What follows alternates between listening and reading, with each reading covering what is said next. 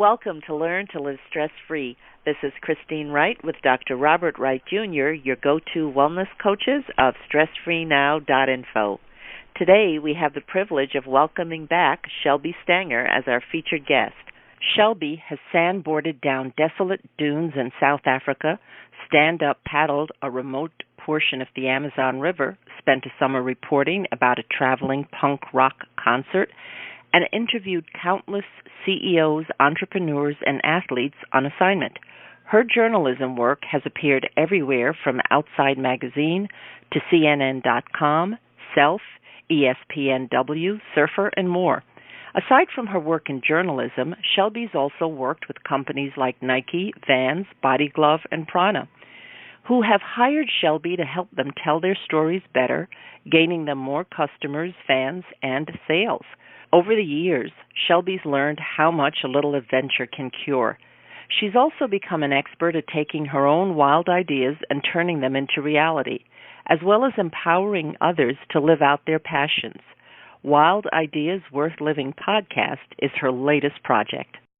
Shelby is a woman who had the courage to quit her corporate job and pursue a life of writing and adventure. Welcome back, Shelby. Thanks. I'm excited to be back again. Yes, we're so happy to have you here today. Audience, welcome. Great, Shelby. Wow. All the way from the West Coast, we are just loving it. And just like on our first podcast, we are going to rock and roll. We got a real surfer girl here, and she has told Christine and I that she's going to teach us how to surf. And so I am game. So we're going to start that. We're going to start that ball rolling. So, Shelby, you have a new podcast series that you call it your new project. It's called Wild Ideas Worth Living. What a fabulous name. Tell our audience how you came up with this idea to do a podcast series and tell us even more about some of the interesting guests that you've had on your show. I understand you've had some amazing people on your show. I've been really lucky. So, yes, Wild Ideas Worth Living. I love podcasts. I really recently just got into them. I've always been a journalist, and I've actually been writing and publishing stories in magazines and newspapers since I was 16. But the part I loved best was the interview, and I loved telling people stories. But what I found was that magazines are getting shorter, word count's getting, lighter, and so I wasn't able to tell the stories. I would have these great interviews, and I wanted to be able to share them with other people. But instead, I could only share 500 words of it. So I just decided I've got to start this podcast. It's really the podcast I wish I had when I was scared to death of quitting my own job. There's this saying that goes, you're the sum of the 5 people you spend the most time with, and you can't always control who you work with or who your family is, but you can control the news you consume. So I wanted to put out positive stories of people who did things that others thought were absolutely crazy, but were really positive. So from sailing around the world to breaking a record to surfing giant waves, most of these are adventures, writing books. I wanted to interview people who've taken wild ideas and made them a reality so that other people listening in their car or wherever could listen to them and maybe start having a wild idea and acting on it too. On the show, I've had Bethany Hamilton, the surfer who lost her arm to a tiger shark when she was a little girl. And just last year, she had a baby. She surfed this giant 60-foot wave. That woman is just unstoppable. We had Dean Karnazes, the ultra marathon man. He's a guy who ran a marathon in every state in the U.S., and next year he plans to run a marathon in every single country in the world. I think it's like 203 countries next year. So he was pretty interesting. I've had on really great authors like James Nestor, who wrote the book Deep about freediving. And I think one of my favorites is actually a couple from San Diego who decided to sail around to Tahiti. And the husband has muscular dystrophy and the wife was a school teacher. And they just did it. And their story is so inspiring. It's probably got the best feedback of many of my episodes. There's also a great one with Allison Teal, who won the show Naked and Afraid, and she's just got a wild story about her coconut lifestyle in Hawaii, and she does these movies about the environment. So they're all positive. I try to make them 45 minutes long. Some go to an hour. I'm trying to keep them 30 to 45 minutes. And yeah, so we're on episode episode 10 is this week, and they say that if you make it past episode 7 in a podcast series, you're good to go, but most people die at episode 7. So I'm really happy to say I made it past the breaking point. I thought I was going to die, but I didn't. Congratulations. Congratulations, Shelby. I had not heard that before. I didn't realize that episode 7 was the saw off the limb point. Then we should be breathing a sigh of relief because we'll be releasing our 100th episode. So, you guys are kicking butt. That's amazing. Yeah, it is. And we were fortunate enough to do our 100th episode with the same person that we did our first episode with. And so Michael Auger, he's the law of attraction guru and just a really nice guy. So thank you for letting us know that.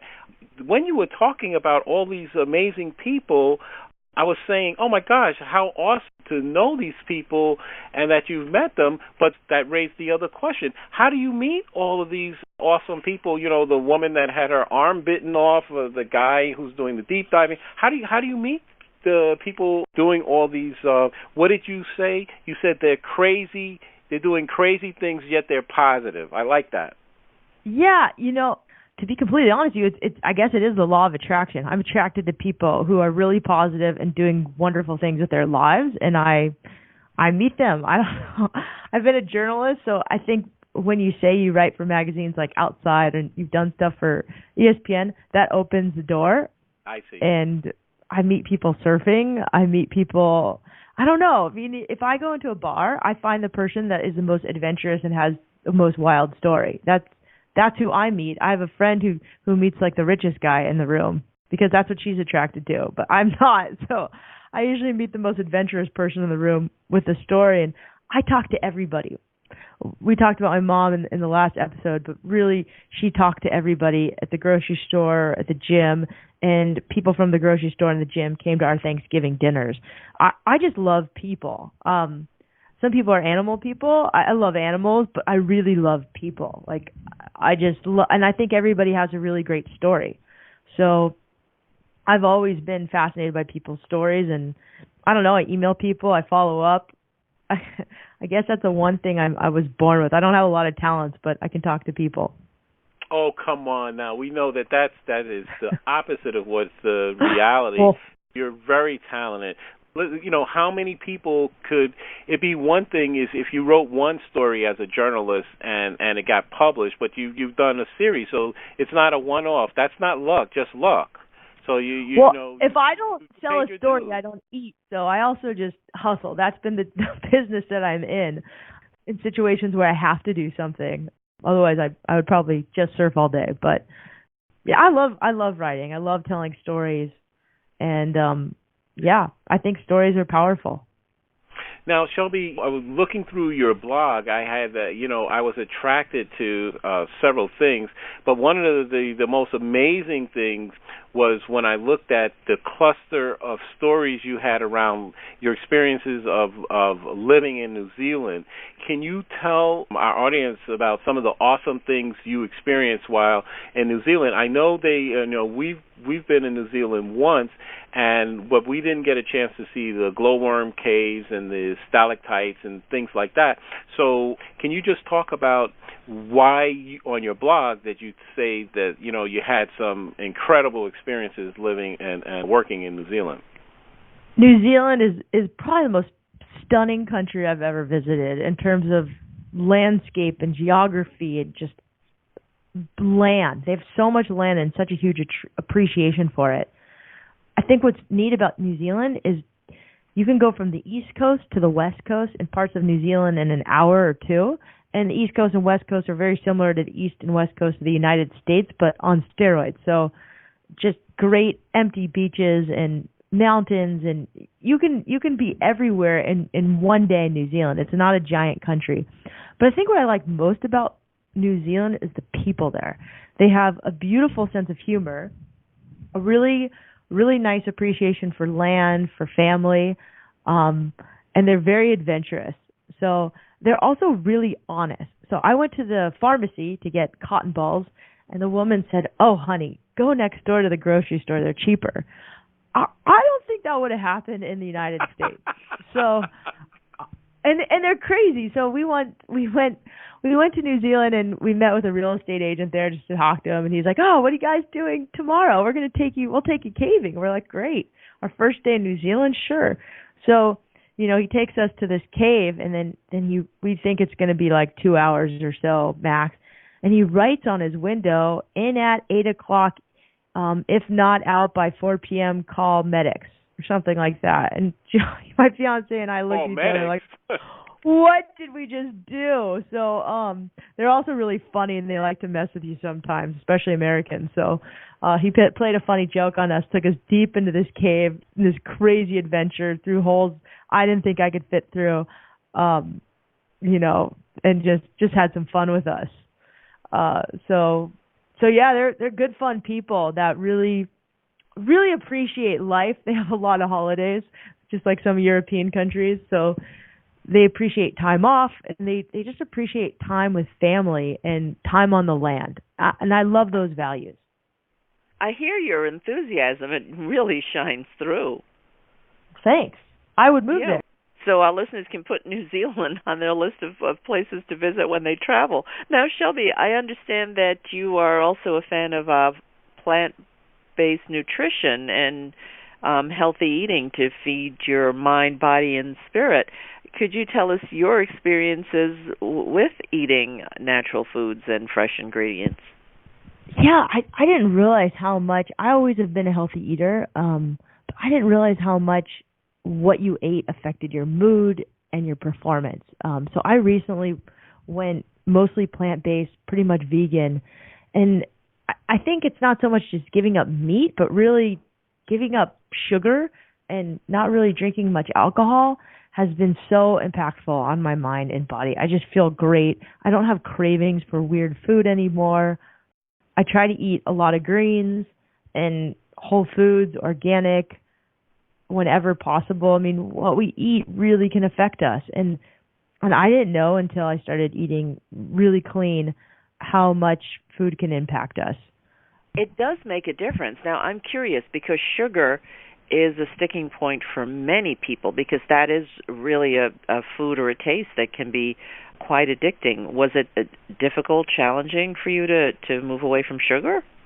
I think it's really hard to move away from sugar, but once you do it, after a week or so, sugar stops craving sugar. I mean, there's so much research about sugar. There's a really good website I like called nutritionfacts.org, and it's a guy named Michael Greger who wrote a book called How Not to Die, and he has mostly a plant food based approach to eating, but his site talks a lot about sugar and what it does to you, and sugar kind of unfortunately feeds.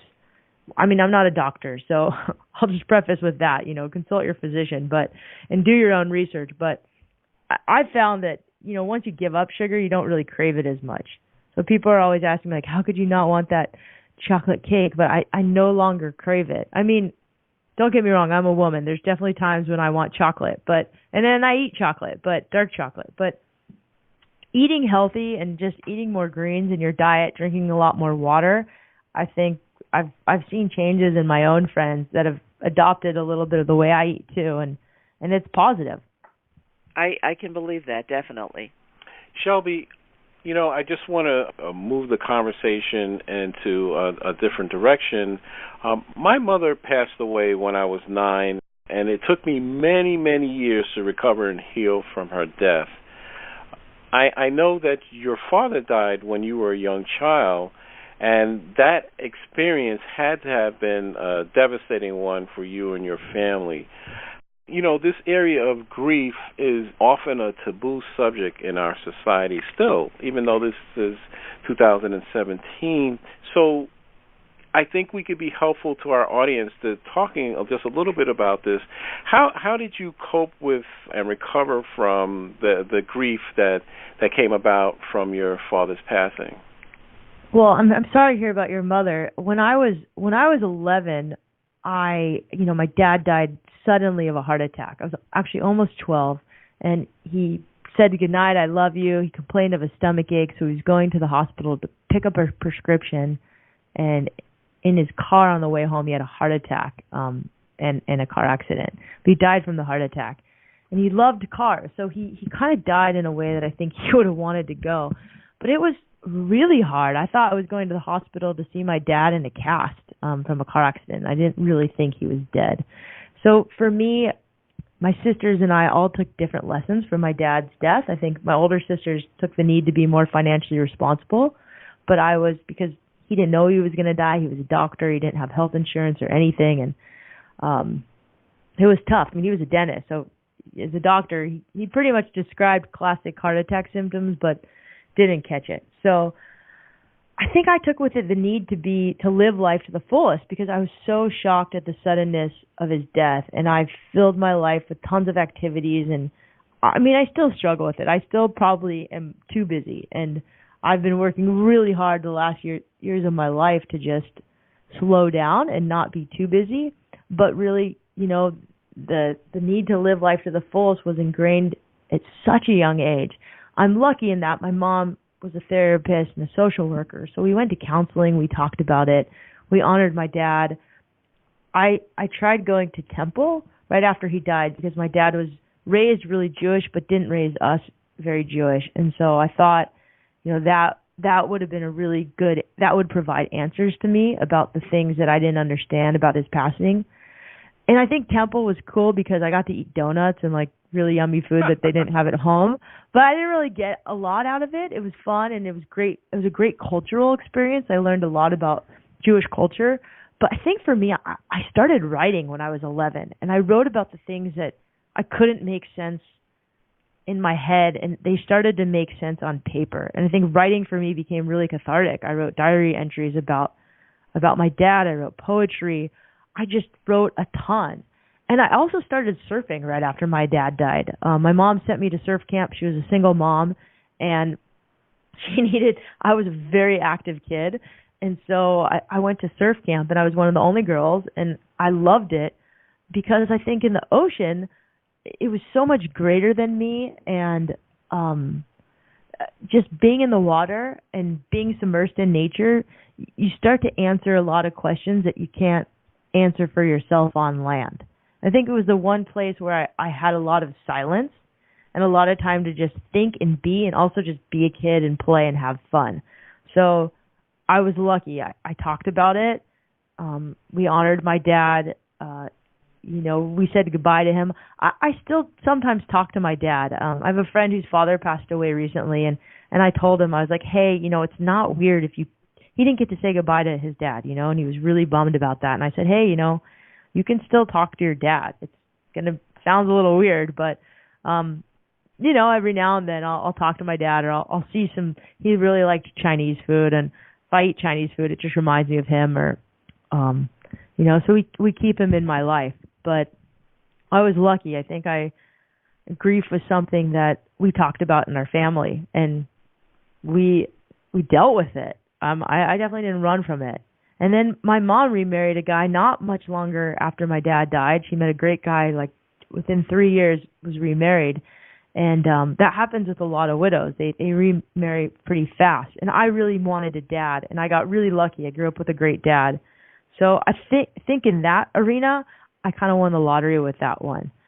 I also have a lot of friends whose parents have cancer right now, or have Alzheimer's, and my dad died suddenly. So like I didn't have a lot of time to process his death. It just happened. So I don't know which is better. I think having someone die of cancer and having it be slow might be harder. I don't know. It's all hard. But, just because they're dead doesn't mean they're not still in your life.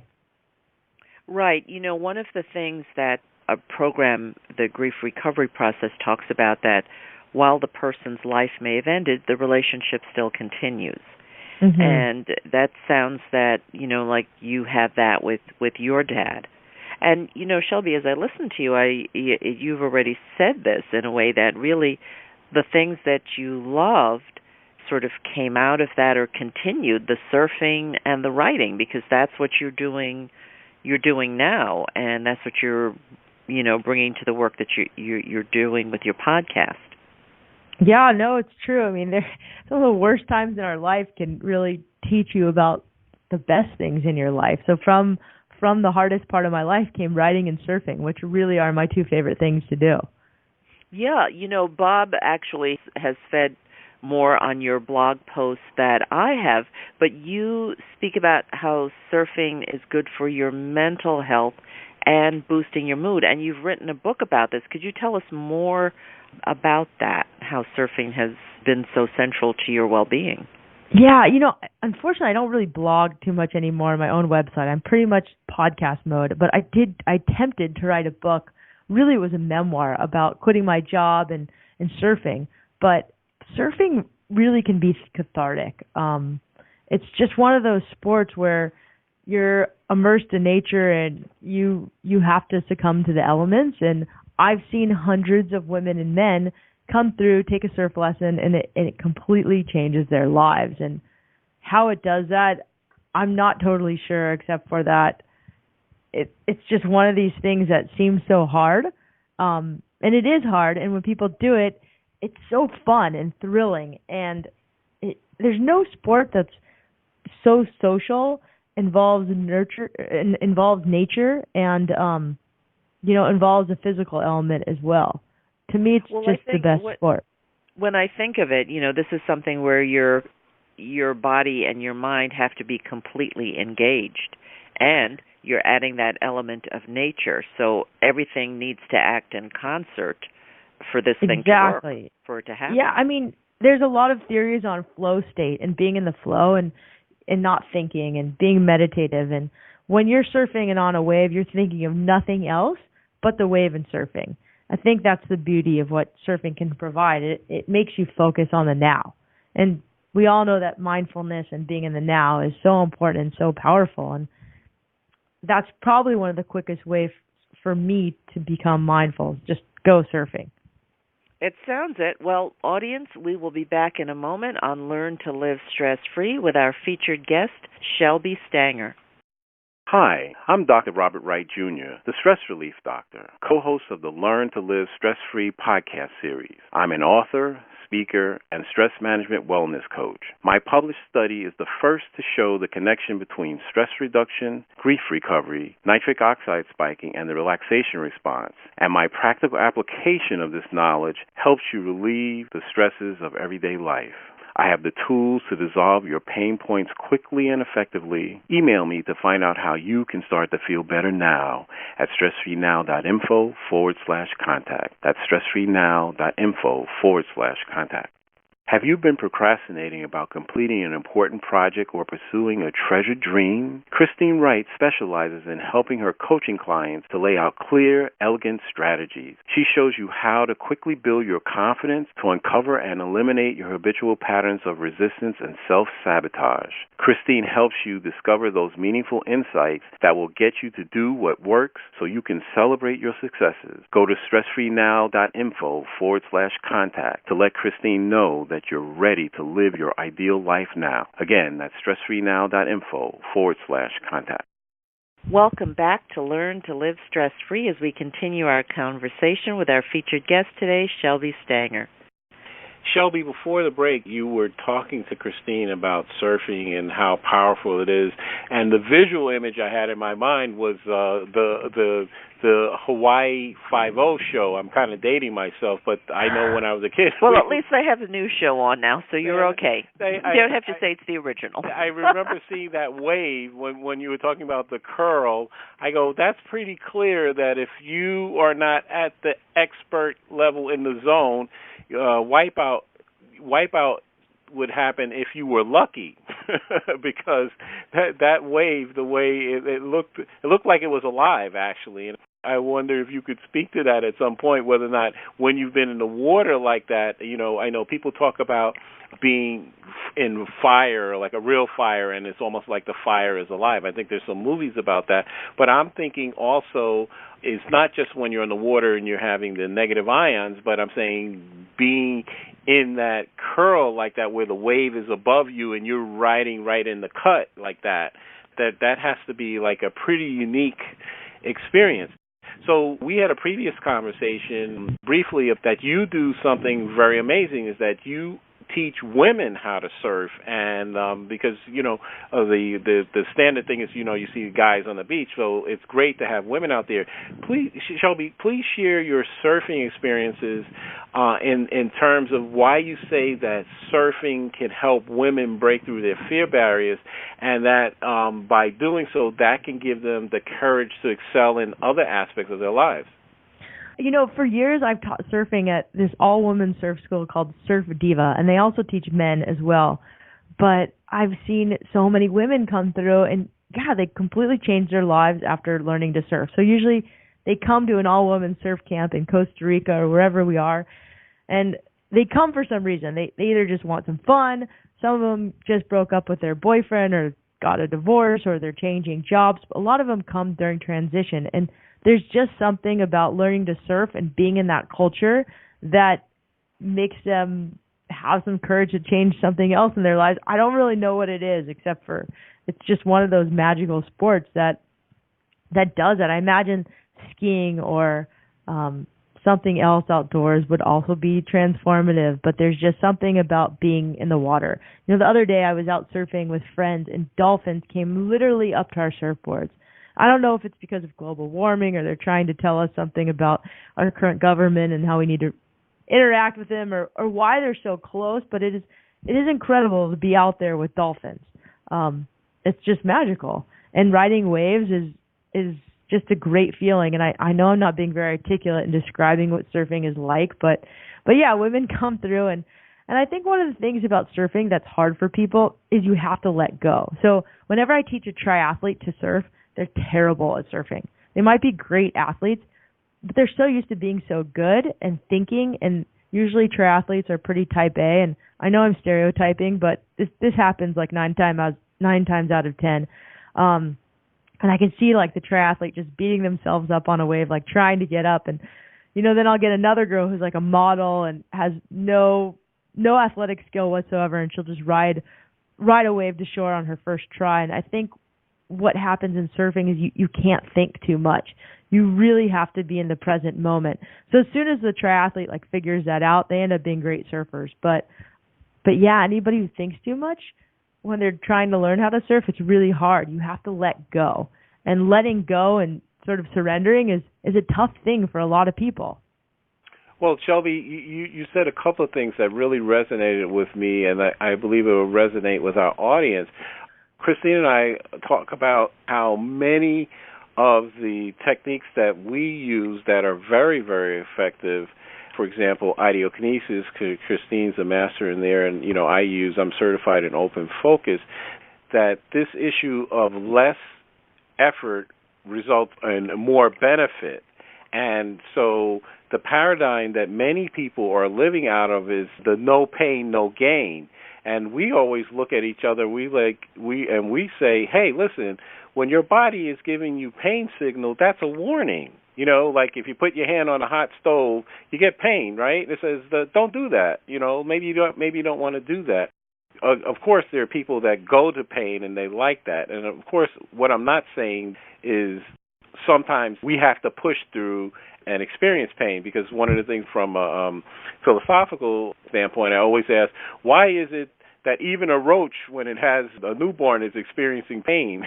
So the thing is there are all these other areas, like what you just described with the surfing, where letting go, and it's what's called getting out of your own way. And yeah. So it's that, for a right-handed person, it would be the more you can turn off the left hemisphere analytical aspect and just be in that zone, and that's that zone of excellence, however you experience it, and that is a flow state. That makes so much sense. That's what's happening there with people. And then in terms of breaking through the fear barrier, it's like I can remember the first time wasn't the first time. It was one of the first times I went up in a plane. I wanted to learn how to fly, and I remember when I came down and I got out of the plane. It felt I broke through this fear barrier, and I felt like my head was like the size of a building. That's the only way I could describe it. It's like how you were saying, I don't know if I'm describing surfing, the experience of it, but that experience of having broken through some invisible barrier of fear, it changed me. I've never been the same since then. So I imagine your surfing trainees, when they break through that fear barrier, they're never the same. It's more than just transformation. I think transformation is a first step. I think you see things in a way, it changes your worldview. That's how I would more frame it. Your view of things, if you take a step back, it would be like going from 2 dimensions to 3 dimensions. That's what I'm talking about. It's a paradigm shift. Yeah, I interviewed this guy, Mickey Munoz. He's a really famous surfer, and he said that he once was on a trip to Indonesia, and it was only a couple years ago, and he got such a great wave. He said he came out on the other side 10 years younger. Wow. I believe that we can have experiences like this. I have a friend, Jamal Yogis, who writes about, he wrote a book called The Fear Project and Saltwater Buddha, and his next book is called All Things Are Water, and he writes a little bit more about the science of surfing and how it can affect the mood. And there's another book by a guy named Wallace Nichols who wrote Blue Mind, who talks a little bit about the science of water and how that also affects the mood and can really be transformative. Shelby, I've never heard that phrase before. Did you say saltwater Buddha? Yeah, that's a book he wrote. He wrote a book about running away from home to go surfing, and he also joined a monastery. He's a great guy, Jamal Yogis, and he's actually on my podcast episode. So I think you'll be able to get it on wildideasworthliving.com. He'll be episode 11. We'll definitely tune in. We'll listen in. Now, Shelby, when you were on our show the last time, you mentioned moving from your corporate job, and in doing your work as a freelance journalist, there's a risk that you take when you pitch your story because you don't know if it's going to be accepted or rejected. And you were fortunate. You told a story that your articles were accepted, but then you did get your rejections too. How do you handle that rejection and keep your spirits up and stay confident and know that, yes, somebody will accept my work when you get that rejection? I got rejected a ton, especially in the beginning. And I don't know, I'm sure I probably crawled up in a ball and cried a couple times. But now, I don't know. I mean, think about how many emails you get in your inbox every day and you just delete them. You just don't have time, or for whatever reason you're not interested in that email. I think editors are the same way. They're busy. Sometimes your story just doesn't fit. You can't take it personally. Someone gave me really good advice. They said, what people think of you is not your business. It's none of your business. It's really none of my business what other people think of me. Say that again, Shelby. Bob likes this. Woo, slow down. Say that again. Yeah, I mean, what other people think of you isn't your business. It's none of your business what other people think of you. It really isn't. And if you can remember that, you can be really happy because there's always going to be haters and people don't like your stuff. Just like, there's lots of points in life where, you don't like things. And I don't know, I've had to reject people, being in a marketing position at a company or being an editor of my own publications. There's plenty of things that people pitch me that just don't work, or I'm busy, or I don't have time. And it's not for them to take personally. It's just timing is off. Sometimes also when you get rejected, if you pitch again at a later time, people say yes. And you have to learn how to write things so that it benefits other people. When I pitch a story, I want the story to, one, benefit readers, but two, to also make the editor look good, because that's your job as a writer. And you just have to remember what you're doing, and usually you succeed on your pitch. But yeah, what other people think of you, not your business. So remember that. Well, Shelby, I want to say I agree with you at the 100% level with this caveat. One of the best articles I ever wrote was when they unfairly criticized me, and I was so hurt. I was like, I can't believe they said that about me. And then I wrote a 4,000-word article, and even though when I look back at it, I said, wow, they really put the fire under my feet, and I actually went to town with it. But I agree with you. That is great advice. Do not. Why are you allowing someone to rent space in your head? Exactly, renting space in your head. That I love that. You know, Bob. I mean, to be honest, yes. When I get rejected, I have my moments where I just feel horrible and down in the dumps, and I'm like, why am I doing this? I just want to quit. So you know, right now I'm in a good place, and you're catching me on a good day. But sure, it's really normal to feel completely rejected and lame, but I'd say the more you can just let that go, the better you're going to be in life, because it's not your problem. It's not your business why you're rejected or not. And I now love rejection because it tells me I'm doing something wrong. Well, I don't love it, let's be honest, but to me, when I'm rejected now, I know that, you know, I have to do something differently, because it means it didn't work for whatever reason. And then other times it's just timing. I think that's a great model, and I really want to thank you for saying what you did, that it's normal, it's natural to be sad, to cry, to mourn the loss, I didn't make it. But, as you said on the other side, hey, it's not your business. No is a valid answer. People can say no. It doesn't mean that what you did wasn't good. It means that the timing wasn't right. It can mean many things. So we don't have to put the meaning on it that we're being rejected. And it's it's got to be a match for the other person too. So how many times did the woman who wrote Harry Potter get rejected? I think she had hundreds of rejection letters before she sold the deal for Harry Potter. And now that woman is living large. So don't give up, for sure. Move on. You know, mourn quickly, but move on. Keep going. Right. One of the favorite things that Bob and I like to use is from the animated show Meet the Robinsons, where a character fails. He's trying to do his scientific experiment. It doesn't go right. And when he fails, he's at the dinner table with the family, and there's this big party. Yoo-hoo, you failed. And he's like, what? And he said, well, you failed. That means you're one step closer to success. They actually congratulate him. They go, congratulations, you failed. And he's stunned because he's a kid. And then Christine and I talk about this from time to time. We say, imagine if in school, instead of someone being berated when they get a problem wrong, they go, congratulations, let me show you know how to do this better.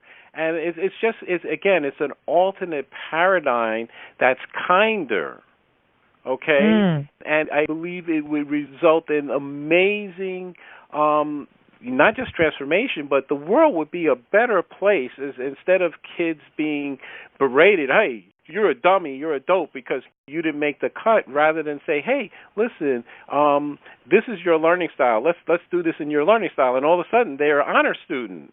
Or what they found in a lot of studies, that the gifted kid that was getting in trouble because they're bored, right? Because it's not holding their attention, but they could actually be teaching the course.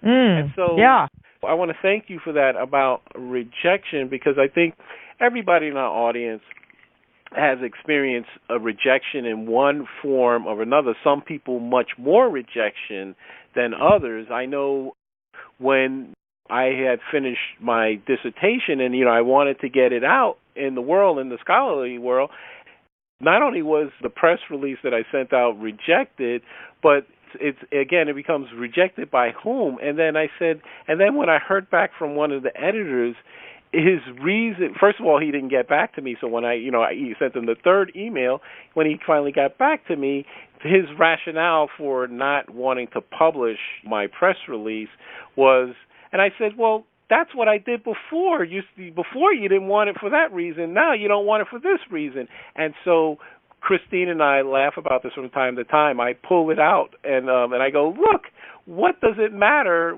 that this guy rejected me? It's totally irrelevant. And actually, he did me a favor, because who needs that? Yeah, sometimes I email editors and I say, hey, what would it have taken to get you to yes?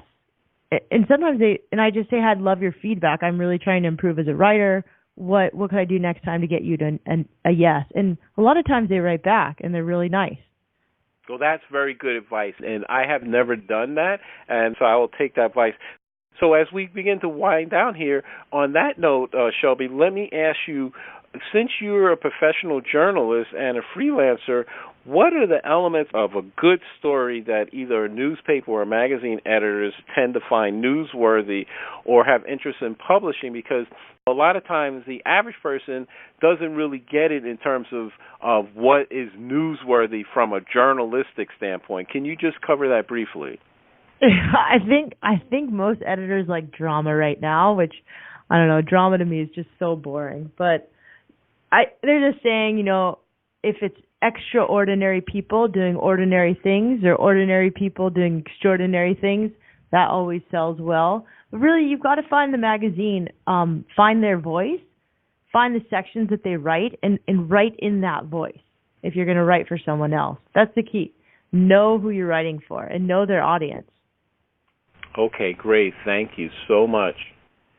Well, Shelby, we want to thank you for being back on our show a second time. We really enjoyed our conversation today, and I'd like to ask you to take this time to let our audience know more about your work and what you do and where they can keep track of what you're doing.